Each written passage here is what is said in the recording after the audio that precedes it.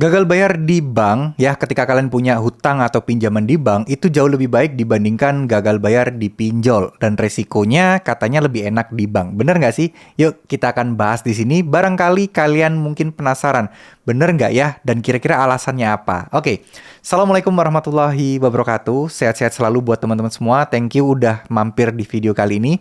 Dan ngomong-ngomong soal hutang di bank lebih baik dibandingkan hutang di pinjol, kalau ngomongin soal bunga, resiko, dan lain sebagainya, memang iya. Ya, bank itu mungkin secara konvensional, dia itu memang lebih settle, terus kemudian lebih SOP-nya itu lebih rapi terjaga, dan juga nggak ada tuh istilah-istilah kayak data disebar, data disalahgunakan, menghubungi orang-orang yang mungkin nggak pernah kalian daftarkan tiba-tiba dihubungi oleh pihak banknya. Nah itu nggak. Kalau pinjol iya, mungkin ada kasus-kasus seperti itu di sana. Kita ngomongin soal pinjam meminjamnya dulu deh. Secara bunga, ya pasti bank lebih kecil ya bunganya ya. Dari dulu lebih kecil.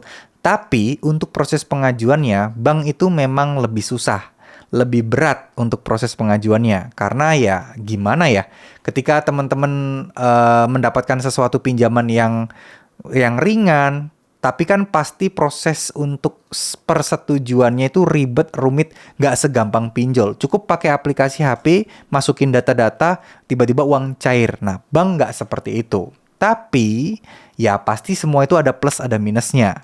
Bank tentu saja nggak enak di depan, tapi ke belakangnya lebih enak. Sedangkan pinjol, ya di depan enak banget nih, gampang banget di depan cairinnya. Tapi begitu di belakang, bunganya kerasa gede banget. Kalau udah telat bayar, dendanya nggak kira-kira gitu ya. Penagihannya juga ya frontal barbar banget juga. Ya macam-macam lah ya. Dan kadang DC-nya pun juga beda. DC-nya bank sama DC-nya pinjol. DC pinjol itu lebih ke apa ya? Mungkin lebih ke nekat, lebih ke bisa menggunakan berbagai macam cara. Kalau bank kan jarang banget ya ngancam-ngancam lapor polisi, ngancam-ngancam akan dipenjara. Kalau pinjol kan itu udah akan jadi makanan sehari-hari buat teman-teman. Kalau kalian gagal bayar di pinjol dan sudah berurusan dengan DC lapangan, ya akan dibilang akan dimasukkan ke ranah pidana lah, akan ke jalur hukum lah, dan lain sebagainya. Kalau bank lebih cenderung nggak seperti itu. Dan mungkin bank yang gagal bayar itu mungkin nggak sebanyak pinjol karena mungkin ya bunganya nggak terlalu gede kali ya. Dan seleksi di awal itu yang bener-bener dipastikan orang ini bakal beneran bisa bayar nggak sih. Jadi lebih sedikit sekali orang-orang yang gagal bayar di bank karena dari awalnya aja itu seleksinya udah ketat banget.